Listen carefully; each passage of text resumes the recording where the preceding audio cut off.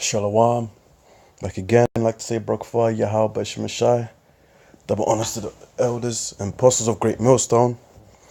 Blessings and salutations to the elect worldwide, preaching the gospel in spirit and truth, consistently, with all sincerity.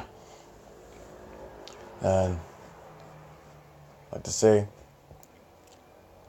you so-called Negroes, Latinos, Native Americans, and Hispanics are the true people of God, the nation of Israel.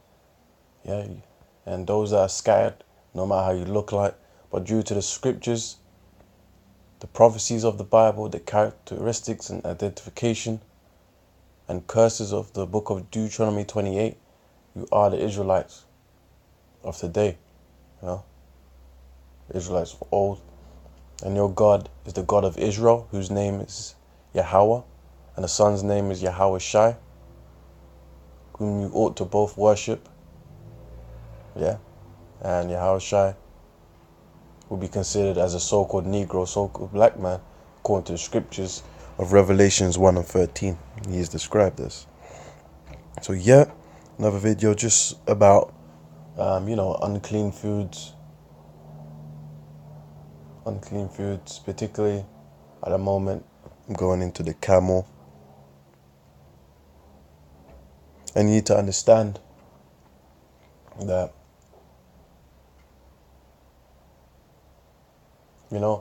just because the Lord created something to be unclean, yeah, unclean meaning it's not clean for you to eat according to scriptures, yeah, so you got to follow that. Don't follow these Christian churches eating everything, eating pork and stuff like that. You ain't supposed to. You got to follow the laws to the best of your ability. And you know what I'm saying? It wasn't there. How's the Lord going to say in Leviticus, these animals are unclean, and all of a sudden they become clean? So what changed about the animal? Did the animal evolve? Did their species change? The Lord created that way, so therefore it will always be the same. The Lord doesn't change. Yeah? So you got to be careful of those doctrines that these Christian churches are teaching, man. Whatever is unclean according to scripture. Yeah? That's why we got Leviticus 11. It's there for a reason.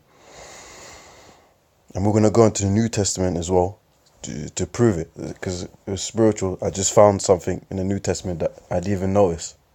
And I believe it was Yahweh Shai that said it. But we're going to get into it. So yeah, let's just go straight into it. Leviticus 11, chapter 11, verse 4. Let's go in the beginning just to clarify. Then we're just going to read verse 4 because that's the main point. But let's start from verse 1. Leviticus 11 and 1. And the Lord Yahweh spoke unto Moses and to Aaron, saying unto them. So Moses was, you can say, first king at that time of Israel. Great leader, great prophet. And Aaron, the leader of the Levitical priesthood, the Levites, they were like they were masters in the exercises of the Most High. Law and the laws, the what people call the Torah, the prophets, the prophecies, and the orchestrations and choreography of what the Lord has taught them. They were masters at it, and forever training in that role. The Levites, the priests. Speak unto the children of Israel, saying, these are the beasts, animals, which ye shall eat among all the beasts that are on the earth. So the Lord is telling you, there's some things that you can eat on the earth. The Lord ain't that deep, man. Come on. Yeah. The Lord created some things that you can eat, some things you can't eat. That's it. And stick to it. And the Lord's doing this for your own benefit. I'm talking to you Israelites, you so-called Negroes, Latinos, Native Americans, and those that are scattered. All these other heathens, the so-called white people, these East Indians, these Moabites and Ammonites, these Japanese and Chinese that like to eat fucking everything. Eat dogs and cats and snake burgers. Yeah. Stay away from them, man. stay fuck away from them. Yeah? These are the beasts which ye shall eat among all the beasts that are on the earth. This is what the Lord said, so don't change this. You got to find me a scripture where it says, you know what? Forget about Leviticus 11. Now you can eat everything. Don't say that, man. And even in the New Testament, I'm going to show you. But this is verse 3. Whosoever parteth the hoof and is cloven-footed and cheweth the cud among the beasts, that shall ye eat.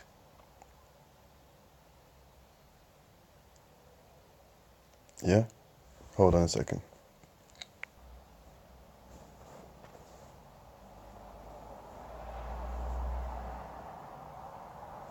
Define it. Hoof, a horny part of a foot of an ungulate animal, especially a horse.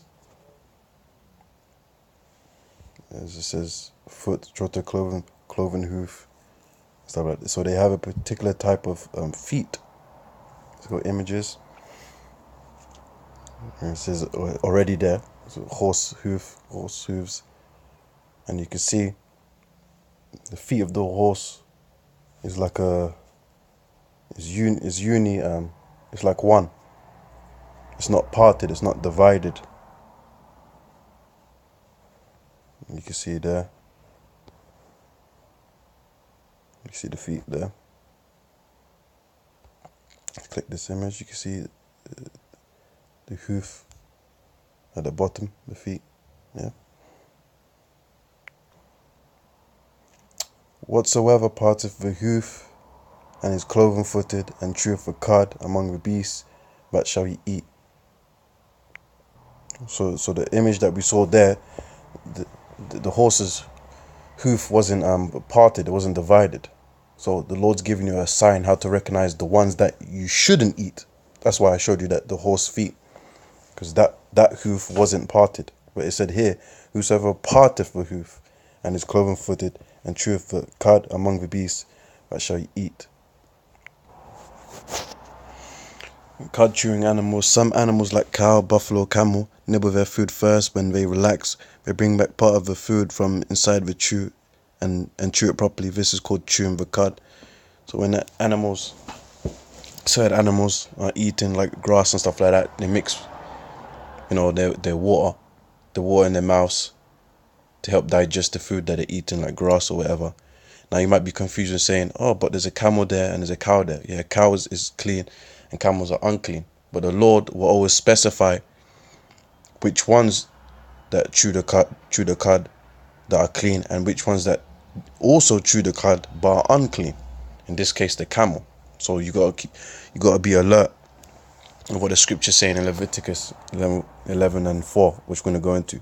So you can read Leviticus chapter 11 by yourselves, and you'll see that there may be animals that have certain type of feet that are the same as clean animals, but the Lord will tell you, but because of this, don't eat that, even though it might have some attributes that the clean animal does, but it's still not something that you're supposed to eat. So be careful.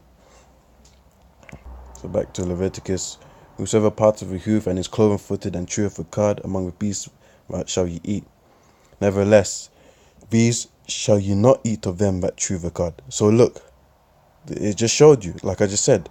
It said, nevertheless, these shall ye not eat, even though they chew the cud.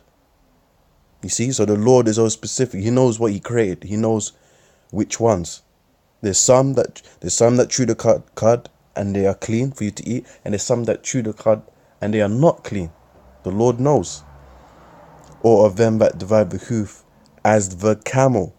So he's giving you an example of which is not clean. And the first one the Lord mentioned is the camel, which is the video that I'm doing now about, as the camel, because he cheweth the cud, even though he cheweth the cud, but divideth not the hoof, he is unclean unto you. Yeah, so that's the first one. So we're going to talk about the camel.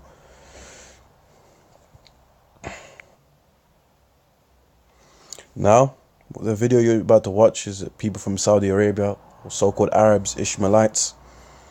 You know, now and then you might have like a so-called person, should I say, that's in the religion of Muslim or Islam, typically Arab or Hamite, and they like to say, oh, we serve one God, and they like to say our scriptures tampered with, when, you know, the Quran came after the Bibles, multiple centuries after.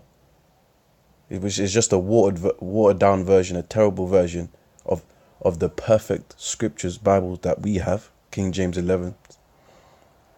1611 edition, and they're just hating. That's how it is, and they eat animals such as camel, but in our scripture it doesn't teach that.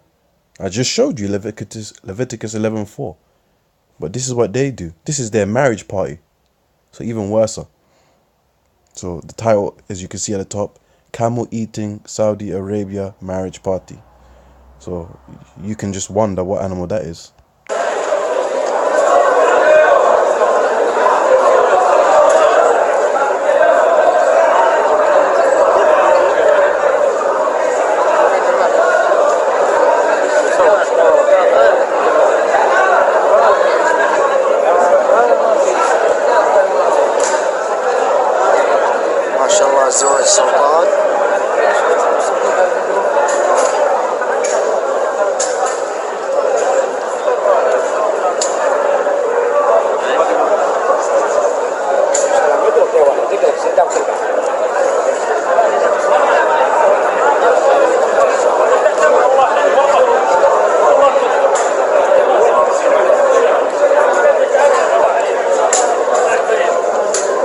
Bruv, even it looks disgusting from the fucking outside. It still looks like they just ate a camel fresh from the desert, bruv. Look at that. Eating some sandy meat, bruv. 2 humps on the table. That's fucking nasty, bruv.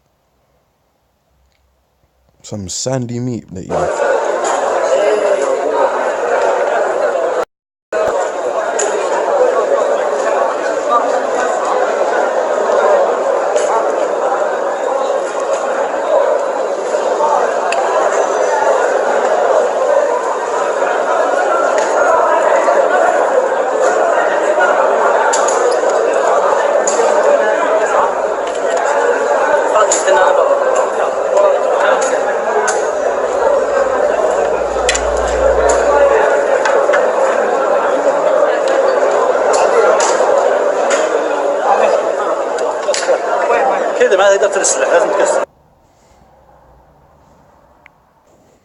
So you saw that there, you know, you witnessed it, I witnessed it, and that's what they're eating, man. And you saw bare Arab men and women, feasting off sand meat, man.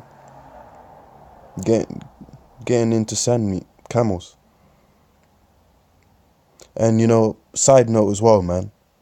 You should know this already, but, you know, stay away from McDonald's, man. Especially if you're new in the truth, you probably don't know. You know, especially in London, it came out, I think before I was in the truth. You know, their burgers have like horse meat in it. And, you know, horse meat is just like the camel, you can't eat it. So, that's at your own risk, you know. That's on you if you eat it. But, you know, that's just a side note. But yeah, I'm going to read it again, Leviticus 11:4. Nevertheless, thee shall you not eat of them that chew the cud, or of them that divide the hoof, as the camel, because he cheweth the cud, but divideth not the hoof. He is, and most definitely, unclean unto you. But yeah, you saw the Arabs, they're eating it, and they say that their Quran is the better version of the Bible, or it clarifies everything. Nah, man, their scriptures go another way. Our scriptures go the perfect way. So don't be following them Arabs and shit like that. Yeah. So let's go into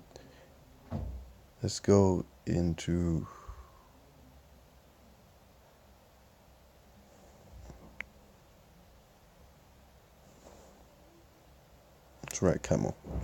See, camel ain't a bad animal, you know. You just ain't supposed to eat it. And look at this, because they were using camels back then. Genesis 31:34.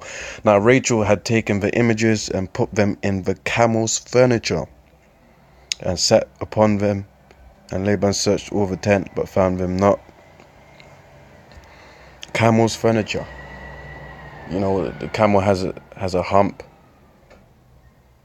There's a hump, and you could put the saddle there. That's basically the furniture.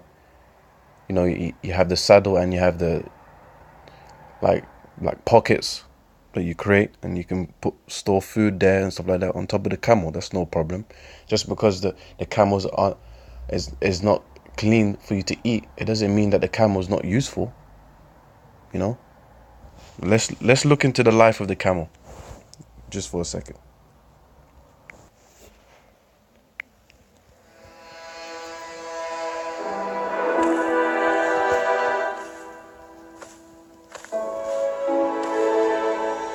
Of all the animals, camels have been one of man's most faithful companions. For thousands of years, they've walked with us across treacherous deserts, along historic trade routes, and on epic nomadic journeys. But is there still a place in our modern world for this ancient animal? We'll follow the footsteps of the camels, past and present, on a voyage across 3 continents. Along the way, we'll discover stories of people and their camels beyond the 1001 Nights. That's it right there. So just like Rebecca did, had furniture in her camel. So same here. You know, camels are used to travel long distances, especially in the desert, man. You can see in the wiki, just domestication of camels, you know, taking of goods. They were used for transportation and porting, you know, put furniture in it, whatever. A typical camel can drink 200 liters, 53 gallons of water in 3 minutes. Perhaps this is where the misunderstanding rises that camels store water in their humps. After all, the water has to go somewhere. It says here, camels do not directly store water in their humps as once commonly believed. The humps are reservoirs of water, fatty tissue. Concentrating body fat in their humps minimizes the insulating effect fat would have if distributing over the rest of their bodies, helping camels survive in hot climates. So they say. But yeah, they drink a lot of water, and they were designed to survive in those type of climates, those environments. The Lord created them to be like that.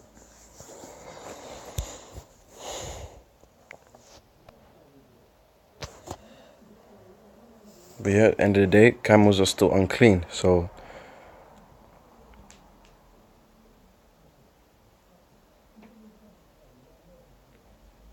and then again in Deuteronomy 14:7, nevertheless, ye shall not eat of them that chew the cud, or them that divide the cloven hoof, as the camel, and the hare, like the rabbits, and the coonie, for they chew like rodents, for they chew the cud, but divide not the hoof, therefore they are unclean unto you.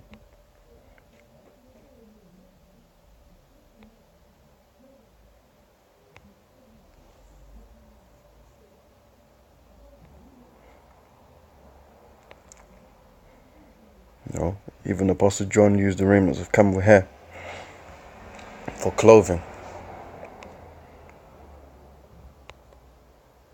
This is what that got to me right here. This verse here. Matthew 23:24. Ye blind guides which strain at a gnat and swallow a camel. Or another word for swallow is to consume or eat a camel. Now, so just so that you are my witnesses, written in red. And what does it mean when it's written in red? It means that the Lord is talking. This is Yahushua, who the world calls Jesus Christ. So let's read it from verse 23. Matthew 23:23. Woe unto you, scribes and Pharisees, hypocrites. So those were Israelites that were supposed to be teachers of the law, teachers of the prophecies and the coming of the Messiah, which a lot of them didn't believe. Not all, but majority of them. And they were being hypocrites, teaching the nation of Israel to do one thing, but they were doing another. For ye pay tithes of mint and anise and cumin, and have omitted the weightier matters of the law, judgment, mercy, and faith. These ought ye to have done, and not to leave the other undone. So they would do one thing and leave the other things. And especially the things that they were doing, it was uplifting traditions of men instead of the Most High's laws. Now look what it says. Ye blind guides which strain at the gnat and swallow a camel. Now if the Lord is getting on them, he's calling them hypocrites. He's talking down on them because they're not doing their job properly. He says, and swallow a camel. Now I don't know if they literally did eat camel. They were eating camels. I don't know. But the Lord said that to show how negative they were. So if the Lord, you need to apply wisdom. If the Lord is saying, and swallow a camel, consuming or eating a camel, we know according to Leviticus 11:4, you ain't supposed to be eating camels. So in other words, they were doing unclean things, possibly.